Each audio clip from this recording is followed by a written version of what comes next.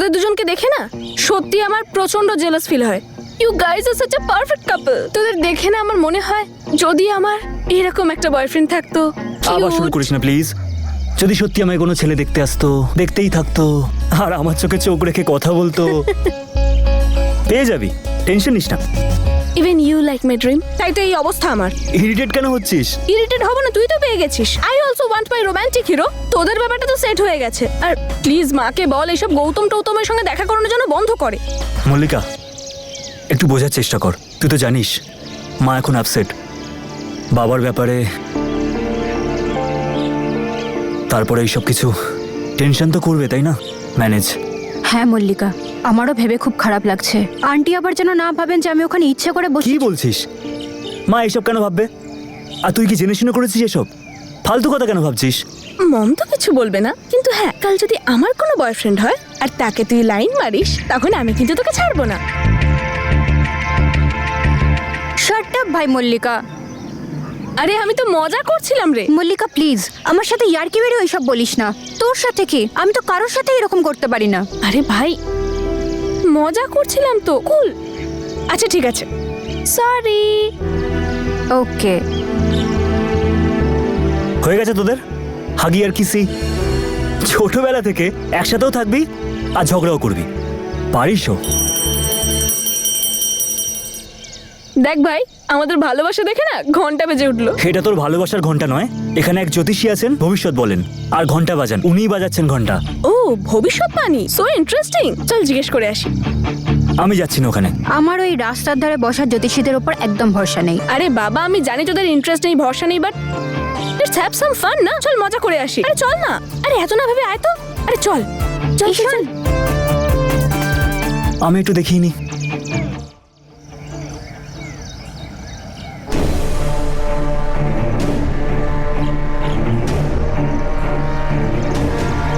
যদি বিশ্বাস না থাকে তাহলে তোমার নিজের আর আমার সময় নষ্ট করছো কেন?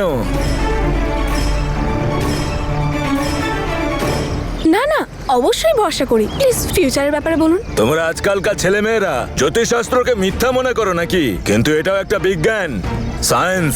এটা এমন একটা সায়েন্স যেটা হাতে রেখার মধ্যে লুকানো ভবিষ্যৎকে পড়তে পারে আর এটাও বলতে পারে যে ভাগ্য কার জন্য কি ঠিক করে রেখেছে।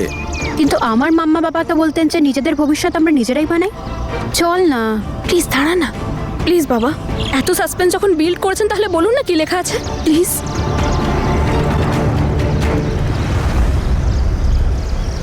তোমার মন খুবই চঞ্চল মা। তোমার মনকে শান্ত করতে হবে। সত্যিকারের ভালোবাসা এত সহজে তুমি পাবে না। অনেক বাধা বিপত্তি আসবে। এটা জরুরি নয় যে তুমি যাকে ভালোবাসো সেও তোমাকে ভালোবাসবে। তোমার কেউ নিজের কোনো আত্মীয় তোমার ভালোবাসায় বাধা সৃষ্টি করবে যে কোনোদিনও ভালোবাসা পেতে দেবে না।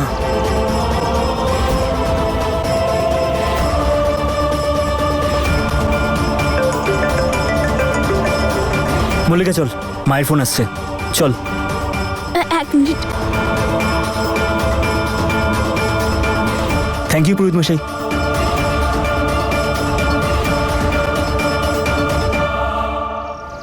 শুরু করলি বেকার টেনশন করা। আরে ভাই প্লিজ দয়া করে ওই লোকটার কথা এবার মাথা থেকে বের কর তুই। আরে এখন কি ও ডিসাইড করে দেবে যে তুই কোনো পার্টনার পাবি কি পাবি না? আমি বলছি পাবি। আর আমি সম্পূর্ণ বিশ্বাস করি যে যাকে তুই পছন্দ করবি সে তো নিশ্চয়ই হবে, তাই না? সত্যি তো? হ্যাঁ সত্যি। তারপর তোর মনেও ঘন্টা বাজবে। আয় চল।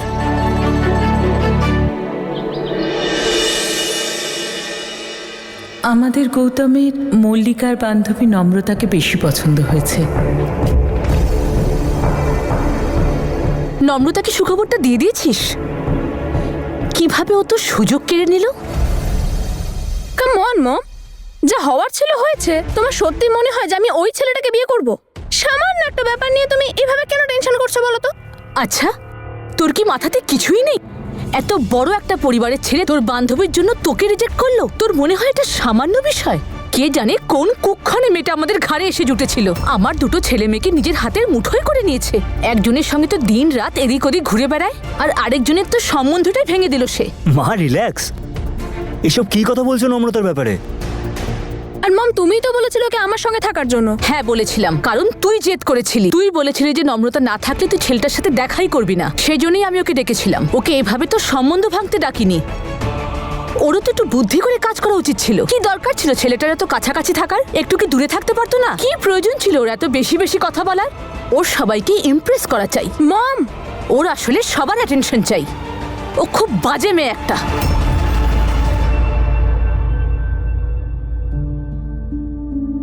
মাম্মা বাবা, এটা কি সত্যি যে বিয়ে তাড়াতাড়ি হয়ে যাওয়া উচিত? তুমিও কি মল্লিকার মায়ের মতো বিয়ে নিয়ে এইভাবেই তাড়াহুড়ো করতে?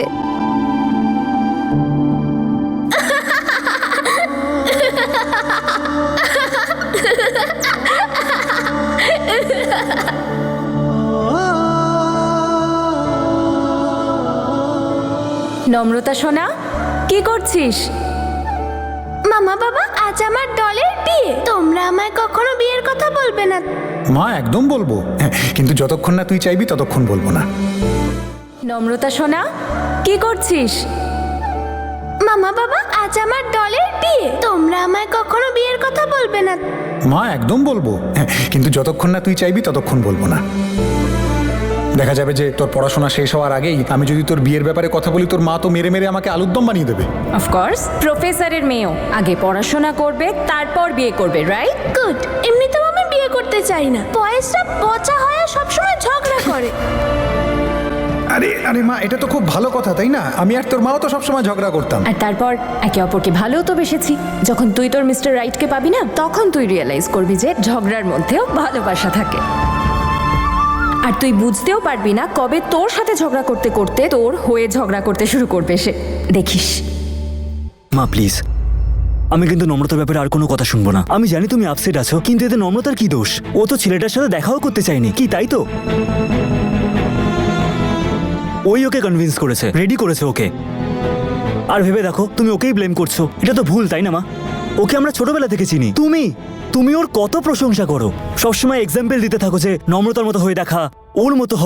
কি এরকম ঘটে গেল যার জন্য তুমি ওর ব্যাপারে এরকম ভাবছো? বড় দিদা বলেন, যখন ছেলের বাড়ি থেকে কোনো মেয়েকে দেখতে আসে তখনও সমবয়সী বোন বা বান্ধবীদের ছেলের বাড়ির লোকের সামনে যাওয়া উচিত নয়। মা, আমি জানি তুমি চিন্তা করছো, কিন্তু তুমি এটাও তো জানো আমি ওকে কতটা ভালোবাসি। ও আমাদের ফ্যামিলিরই একজন। যতটা ইম্পর্টেন্ট তোমরা আমার কাছে, ঠিক ততটাই ও। প্লিজ। আই উইশ আমাদের নম্রতা যাকে বিয়ে করবে না, তার কাছে ও যেন ইম্পর্টেন্ট হয়। ওর যেন খুব খেয়াল রাখে, ওকে যেন খুব ভালোবাসে, ওকে যেন রেসপেক্ট করে সবসময়। আর ওকে ততটাই ভালোবাসবে যতটা আমি তোমাকে ভালোবাসি, তাই না খেপি? হ্যাঁ মিস্টার অসভ্য, জানো মাঝে মাঝে না আমি স্বপ্ন দেখি যে আমার নম্রতা বউ সেজেছে। আমি ওকে নিজের হাতে সাজিয়ে দিচ্ছি, আর জানো বউয়ের সাজে ওকে একদম প্রিন্সেসের মতো দেখতে আরে লাগে। তনু, তুমি না এই ব্যাপারে আর তুমি এই ব্যাপারে কথা বলো না তো। আমার তো এটা ভেবে এখনই কান্না পাচ্ছে যে আমার নম্রতা আমাকে ছেড়ে চলে যাবে। ও হো হো হো, মুখটা দেখি আমি না তোমায় খুব ভালো করে চিনি। যেই তুমি জানতে পারবে যে আমাদের নম্রতা কাউকে পছন্দ করেছে, তখন দেখো সবার আগে সম্বন্ধ নিয়ে তুমিই যাবে। আর ভুল করেও যদি আমি কিছু বলে ফেলি, তখন সবচেয়ে বেশি বকাও আমিই খাবো, তাই না? এটা তো একদম ঠিক। যেদিন আমাদের নম্রতা তার মিস্টার পারফেক্টকে খুঁজে পাবে না, আমি তো একদম চিন্তামুক্ত হয়ে যাব।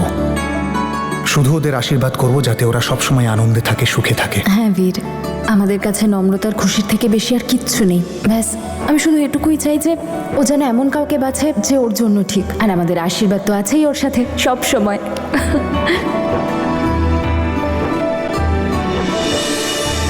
এর থেকে এটা বোঝা যায় যে ছেলেটা মল্লিকার জন্য ঠিক ছিল না। তোমার কি মনে হয় আমার ওর জন্য চিন্তা নেই?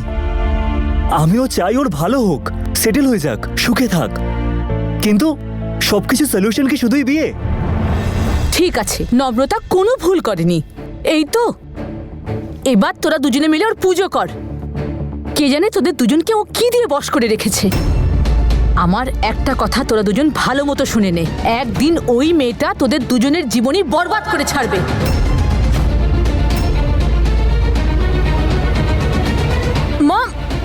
মম না মাঝে মাঝে কি যে করে আমি বুঝি না। দাঁড়া আসছি। মল্লিকা, না। কিন্তু আরে আমি বলছি তো, আমার কথা শোন। মাকে একটু একা ছাড়, সব ঠিক হয়ে যাবে। তুই যা নিজের রুমে যা, বিশ্বাস করিস তোমাকে, যা। আর যা কিছু হয়েছে তা ঠিক হয়নি। জানি না এরকম মিসআন্ডারস্ট্যান্ডিং কি করে এলো মায়ের মনে নম্রতার ব্যাপারে, কিন্তু যাই হোক আমি ঠিক করে দেবো। আমি আমার মিস্টার রাইটকে পেয়ে গেছি মাম্মা। ঈশান, ওই যার সাথে আমি সবসময় লড়াই করতাম, যাকে নিয়ে সবসময় আমি তোমার কাছে কমপ্লেন করতাম। আমি বুঝতেই পারলাম না কি কখন এই লড়াই ভালোবাসায় বদলে গেল। তুমি যদি ওকে দেখতে তাহলে তুমিও ওকে খুব ভালোবাসতে। যেভাবে ও আমার খেয়াল রাখে, তুমি ওকে কোনোদিন রিজেক্ট করতে না, বরং তুমি ওকে অনেক অনেক আশীর্বাদ করতে।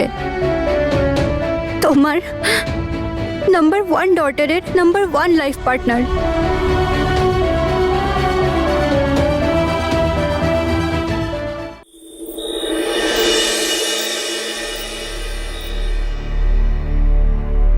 আমার দুঃখ কষ্ট নিয়ে তোর যখন এতই চিন্তা, তাহলে কেন জয়েন করতে চাইছিস পুলিশের চাকরিতে? কত মানুষের জীবন নষ্ট করেছে এই চাকরি।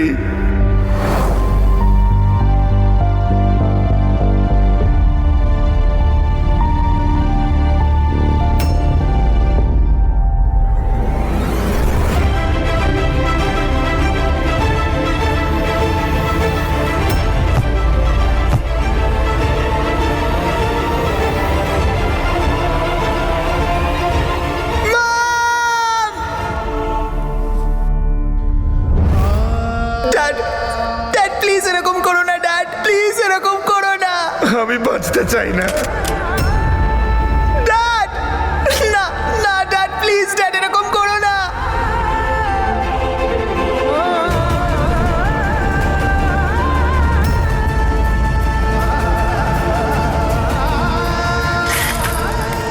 কি করছো তুমি? বাবা!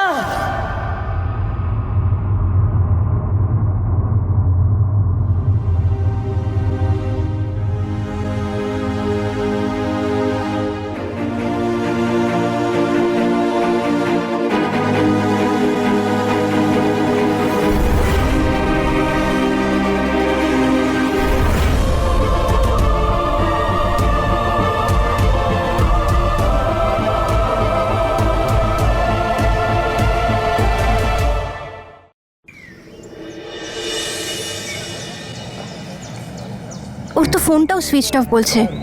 কিছু তো একটা হয়েছে। এটা মল্লিকা! হতেই পারে। ঠিক আছে, পরে কথা বলছি। হ্যাঁ, ঠিক আছে, বাই বাই। বাই। হ্যাঁ, ঈশান কোথায়? ও ঠিক আছে তো? আরে আমি কি করে জানবো? তোর সাথে দেখা হয়নি আজ? না রে, সকাল থেকে ফোন করছি, ফোনই তুলছে না ও। আর এখন ওর ফোনও সুইচ অফ বলছে। ও তো এরকম করে না। কিছু হয়েছে নাকি? আমার একটা কথা তোরা দুজন ভালো মতো শুনে নে, একদিন ওই মেয়েটা তোদের দুজনের জীবনই বরবাদ করে ছাড়বে। এমনিতে না মম বলছিল যে দাদা কাল রাত থেকেই খুব টেন্স ছিল, বাড়ি থেকেও তাড়াতাড়ি বেরিয়ে গেছিল, কিছু খেয়েও যায়নি, একাডেমি গেছে হয়তো, আর কোথায় বা যাবে? না, একাডেমি তো আজ বন্ধ। ওর আবার সেই খারাপ স্বপ্নটা। স্বপ্ন? কোন স্বপ্ন? কিছু না। আরে তুই কোথায় যাচ্ছিস এখন? অদ্ভুত তো, এদের দুজনের ব্যাপার স্যাপার না আমি কিচ্ছু বুঝতে পারি না। দেখে তো মনে হয় এদের মন ওয়াইফাই দিয়ে কানেক্টেড। আমি জানি এখন ঈশানের আমাকে খুব দরকার। এখন আমার ওর কাছে থাকা উচিত।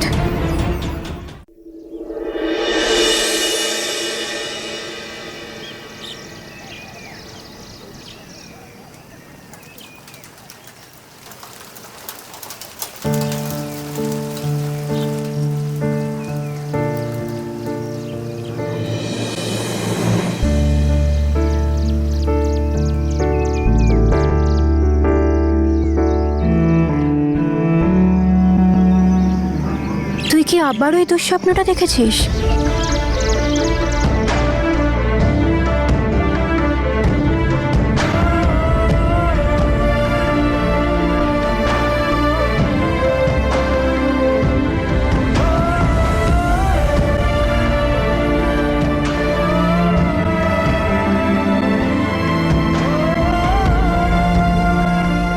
জিজ্ঞেস করবো না,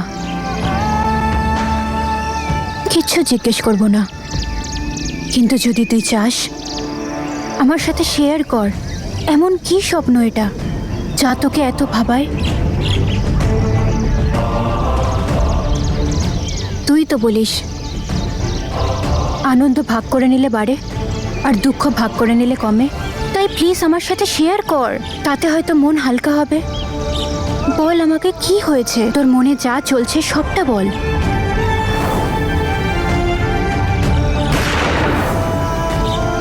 বলতে পারবো না। আমি জানি এমনিতেও তোর জীবনে অনেক প্রবলেম আছে, অনেক কষ্ট আছে, সেটা আমি বাড়াতে চাই না। আমি জানি তুই হাসিস শুধুমাত্র নিজের চোখের জলটা লুকানোর জন্য। তোর মা বাবা চলে যাওয়ার কষ্টটা এখনো তোকে ভেতর থেকে খুব কাঁদায়। তুই জানিস আজ পর্যন্ত তোর কষ্টটা আমি ভাগ করে কেন নিইনি? কারণ আমি জানি আমাদের দুজনের কষ্টটা ভাগ করে নিলেও কমবে না। আমাদের কষ্ট আমাদের এই হাতের রেখার মতো, যেটা আমরা দেখতে পারি, ছুঁতে পারি, কিন্তু পাল্টাতে পারবো না।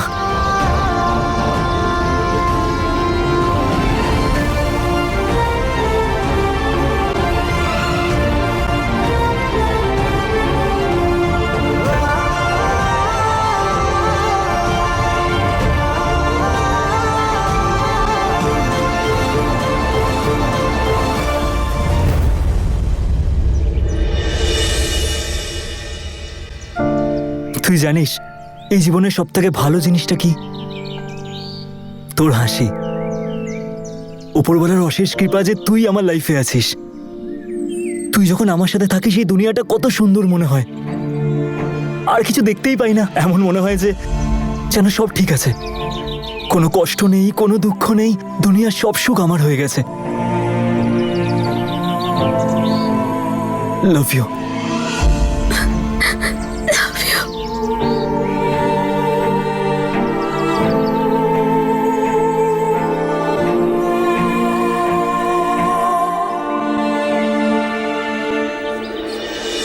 ম্যাম, এটা আপনার জন্যে। থাউজেন্ডস অফ সানস আপনার দরকার ছিল তো, আমি অনলাইন অর্ডার করেছিলাম, ওটাই লাস্ট কপি ছিল। How sweet of you Noor, thank you so much. Ma'am please, আপনি আমাকে থ্যাংক ইউ বলবেন না। আপনি আমাকে কত সাহায্য করেছেন। আমি তো এক্সামের সিলেবাসও কমপ্লিট করতে পারিনি, জানি না সেটা কি করে করব। ডোন্ট ওয়ারি, কলেজের পর দেখা করো, আমি তোমায় বলে দেবো কি পড়বে, কিভাবে পড়বে, যাতে তোমার সিলেবাস তাড়াতাড়ি শেষ হয়। Okay? Thank you, thank you, thank you so much ma'am. Yes.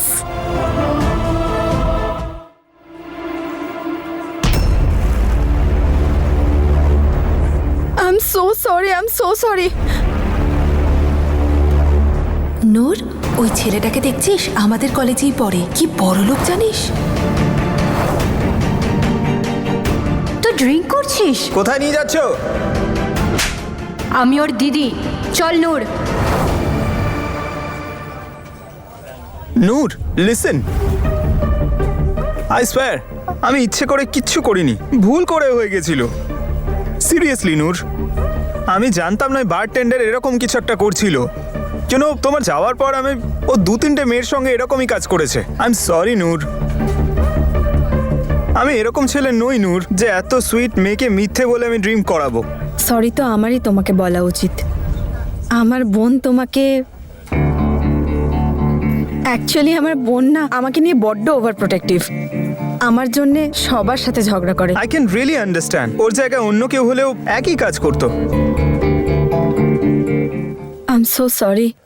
তোমার শার্টটা নোংরা হলো, দাঁড়াও আমি পরিষ্কার করে দিচ্ছি। হ্যাঁ,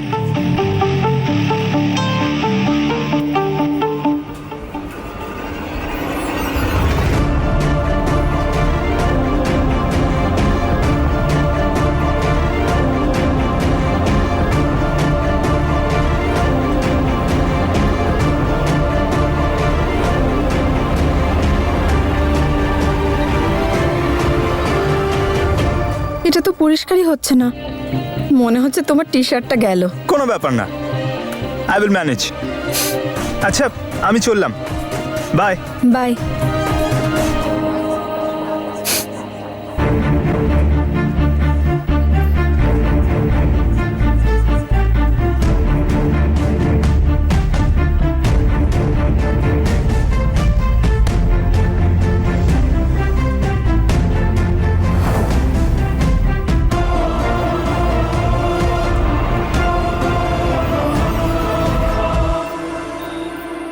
নম্রতা, ওই দেখ, ওই তারাটাকে দেখতে পাচ্ছিস?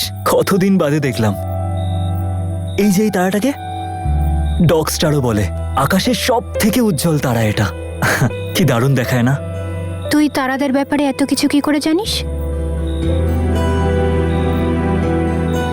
তখন 8 বছর বয়স, যখন বাবা আমাকে টেলিস্কোপ কিনে দিয়েছিল।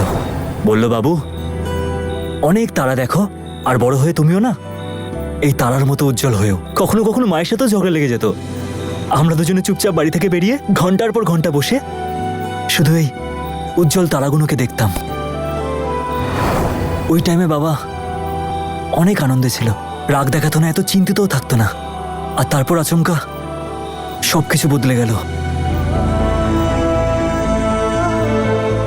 কখনো কখনো মনে হয় যে বাবাকে এখানে নিয়ে আসি আর সারা রাত বাবার সাথে বসে এই তারাগুলো দেখি।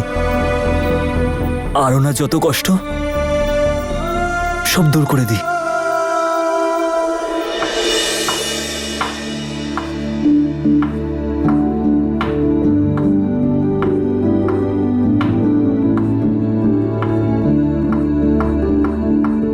খুব ভালো মুডে আছো দেখছি। সূর্য আজ কোন দিকে উঠেছে?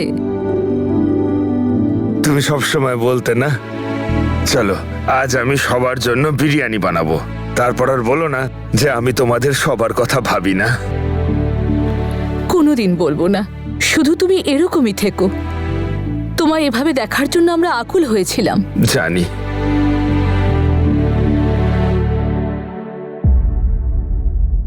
আর ওইভাবে তাকিও না তো, আজকে একটা খেতে দাও। তুমি যাও গিয়ে বাচ্চা দুটোকে নিয়ে এসো, আজ সবাই একসাথে ডিনার করব। ঠিক আছে। আর শোনো, আজ যেন তুমি মল্লিকার বিয়ের কথা বলো না। আমি চাই না যে ওকে বিয়ের জন্য প্রেশার দেওয়া হোক। যাও। ঈশান, মল্লিকা, বল তো দেখি আজ রান্নাটা কে করছে? তুমি তো এখানে, তাহলে কে রান্না করছে? বল, ভেবে বল। তোর বাবা। হোয়াট? ড্যাড? ড্যাড রান্না করছে? সেও আবার biryani. Wow, I have to check it out. আচ্ছা, ঈশান কোথায়? জানি না, এখনো আসেনি। ড্যাড! মা প্লিজ, আমি নম্রতার ব্যাপারে আর কোনো কথা শুনতে চাই না। ও আমাদের ফ্যামিলিরই একজন। যতটা ইম্পর্টেন্ট তোমরা আমার কাছে, ঠিক ততটা ও। নিশ্চয়ই ও নম্রতার সাথেই আছে।